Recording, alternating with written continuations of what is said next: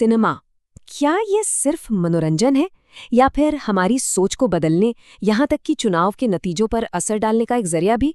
चलिए आज इसी की पड़ताल करते हैं और समझते हैं कि कैसे फिल्मों को एक बहुत पावरफुल राजनीतिक हथियार की तरह इस्तेमाल किया जा सकता है। अच्छा, इस पूरी बात को समझने के लिए ना चलिए एक काल्पनिक जासूसी कहानी की दुनिया में चलते हैं। मान लीजिए एक फिल्म है जिसका नाम है ऑपरेशन भवंडर। तो इस कहानी का हीरो है एक अंडरकवर एजेंट। उसका काम क्या है? वो दुश्मन देश में जाता है, वहाँ के खतरनाक आतंकवादी गुटों में अपनी जगह बनाता है और फिर वहाँ से बहुत ही जरूरी जानकारी वापस भेजता है। और फिर उसे एक बहुत बड़ी कामयाबी मिलती है। उसे एक होने वाले हमले की बिल्कुल सटीक, एकदम पक्की जानकारी हाथ लगती है। कब होगा, कहाँ होगा, सब कुछ। अब ये जानकारी मिलते ही उसका बॉस सीधा सरकार के सबसे ऊंचे लेवल पर पहुंचता है और वो सिर्फ एक इनपुट नहीं बल्कि पूरे 11 इंटेलिजेंस इनपुट्स उनके सामने रखता है और जोर देकर कहता है कि इस काफिले को हर हाल में रोका जाए। लेकिन होता क्या है, सारी चेतावनियों को नजरअंदाज कर दिया जाता है और फिर 14 फरवरी को वही होता है जिसका डर था। फिल्म में इस सीन को दिखाने के लिए पुलवामा हमले की असली न्यूज़ फुटेज का इस्तेमाल होता है, वो भयानक हमला जिसमें हमारे 40 जवान शहीद हो गए थे। हमले के बाद जासूस का बॉस एक ऐसी बात कहता है जो दिल दहला देती है। वो इशारा करता है कि असली गद्दार कोई बाहर का नहीं बल्कि सरकार के अंदर ही कोई बैठा है। ये सुनते ही वो एजेंट पूरी तरह से टूट जाता है, मानो उसकी पूरी दुनिया ही उजड़ गई हो। पर कहानी यहाँ खत्म नहीं होती। असली सच तो इससे भी कहीं ज्यादा भयानक है। फिल्म का क्लाइमैक्स एक ऐसा मोड़ लेता है जिसके बारे में किसी ने सोचा तक नहीं होगा। हमारे जासूस के हाथ लगती है एक सीक्रेट ऑडियो रिकॉर्डिंग और जब वो उसे सुनता है तो उसके होश उड़ जाते हैं। रिकॉर्डिंग में प्रधानमंत्री की आवाज है और वो किसी और से नहीं बल्कि दुश्मन देश की खुफिया एजेंसी ISI के हेड से बात कर रहे हैं, एक साजिश रच रहे हैं।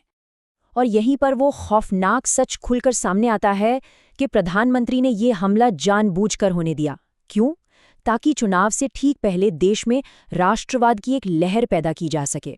मतलब अपने ही जवानों की जान को राजनीतिक फायदे के लिए कुर्बान कर दिया गया। अब ये कहानी सुनने में तो बड़ी चौंकाने वाली और काल्पनिक लगती है, लेकिन जरा सोचिए, क्या हो अगर ये सिर्फ एक कहानी न हो बल्कि एक असली रणनीति की तरफ इशारा हो। जिस सोर्स के आधार पर यह विश्लेषण है उसका यही तर्क है कि ये फिल्म एक तरह से आज के सिनेमा में प्रोपेगेंडा कैसे काम करता है उसका एक ब्लूप्रिंट है। और इस पूरे खेल का केंद्र है एक बहुत ही पावरफुल लाइन, सच्ची घटनाओं से प्रेरित। बस ये एक छोटा सा लेबल फिल्म बनाने वालों को एक तरह का लाइसेंस दे देता है। किस चीज का लाइसेंस?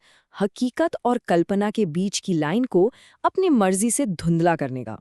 और देखिए, ये तकनीक सिर्फ हमारी काल्पनिक फिल्म तक सीमित नहीं है। सोर्स हमारी ऑपरेशन भवंडर और धुरंधर नाम की एक असली फिल्म के बीच एक सीधा कनेक्शन दिखाता है और इल्जाम ये है कि उस असली फिल्म में भी ठीक यही तरीके अपनाए गए हैं। तो सवाल ये उठता है कि आखिर ये किया कैसे जाता है, मतलब सच और झूठ के बीच की इस महीन सी रेखा को मिटाया कैसे जाता है। सोर्स के एनालिसिस के मुताबिक इसके लिए एक बहुत ही सोची समझी तकनीक अपनाई जाती है। देखिए, तरीका बड़ा चालाकी भरा है।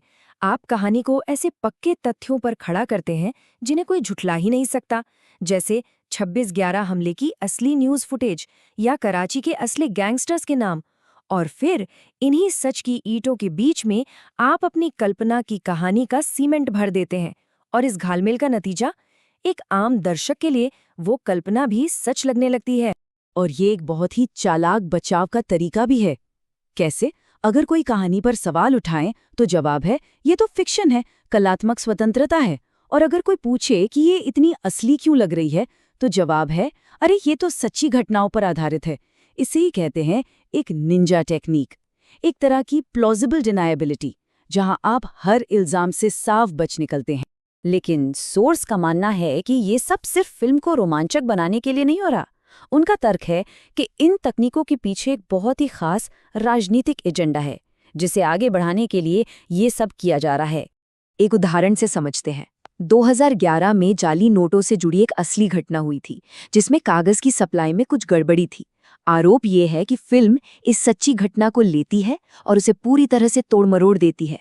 और कहानी क्या बना देती है कि पिछली सरकार के एक मंत्री ने जानबूझकर नोट छापने की मशीन पाकिस्तान भेज दी। मतलब सीधा सीधा देशद्रोह का इल्जाम। ये एनालिसिस ये भी दिखाता है कि फिल्म कैसे बहुत सिलेक्टिव तरीके से इंटेलिजेंस की नाकामियों को उठाती है और उन्हें देशद्रोह की तरह पेश करती है, जबकि सच तो ये है कि ऐसी इंटेलिजेंस चूके कई अलग अलग सरकारों के दौर में हुई हैं, चाहे वो 1999 का कंधार अपहरण हो, 2008 का 26/11 हो, 2016 का उरी हमला हो या फिर 2019 का पुलवामा। अच्छा, ये मैसेज सिर्फ कहानी से ही नहीं बल्कि और भी तरीकों से पहुंचाया जाता है। सोर्स एक और तकनीक की तरफ इशारा करता है जिसे डॉग विस्लिंग कहते हैं। ये क्या होता है? ये एक तरह से कोडेड भाषा का इस्तेमाल है। मतलब ऐसी बातें कहना या दिखाना जिसका एक छिपा हुआ मतलब हो, जो सिर्फ एक खास ग्रुप के लोगों को समझ आए और बाकी लोगों को नॉर्मल लगे। तो अब सवाल ये है कि ये सब जानना इतना जरूरी क्यों है? बात सिर्फ एक फिल्म की आलोचना की नहीं है। ये सोर्स इस तरह की फिल्म बनाने के तरीके पर और समाज पर इसके असर को लेकर कुछ बहुत ही बुनियादी और जरूरी सवाल खड़े करता है। एक बहुत मशहूर बात कही गई है कि प्रोपेगेंडा तभी असरदार होता है जब उसे बहुत अच्छे से पेश किया जाए, और इसीलिए एक अच्छी तरह से बनाया गया प्रोपेगेंडा कहीं ज्यादा खतरनाक होता है। सोचिए, एक दिलचस्प बेहतरीन तरीके से बनी फिल्म अपने मैसेज को कितनी आसानी से लोगों के दिमाग में बिठा सकती है। ये बात नाजी दौर की उन प्रोपेगेंडा फिल्मों की भी याद दिलाती हैं जो देखने में तो बहुत अच्छी थी पर उनका मकसद बहुत खतरनाक था। और ये आलोचना सिर्फ राजनीतिक एजेंडे तक ही नहीं रुकती। इसमें यह भी कहा गया है कि ऐसी फिल्में हमारी इंटेलिजेंस एजेंसियों को गलत तरीके से दिखाती हैं कि वो अपराधियों को काम पर रखती हैं।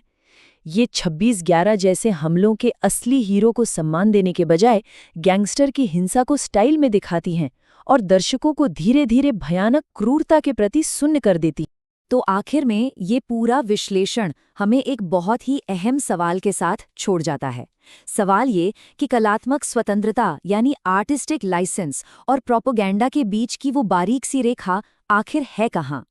एक ऐसी दुनिया में जहां मीडिया हमारी सोच और हमारी सच्चाई को गढ़ रहा है, ये जिम्मेदारी सिर्फ कहानी बनाने वालों की नहीं बल्कि हम दर्शकों की भी बनती है कि हम जो देख रहे हैं उस पर सवाल करें और सोच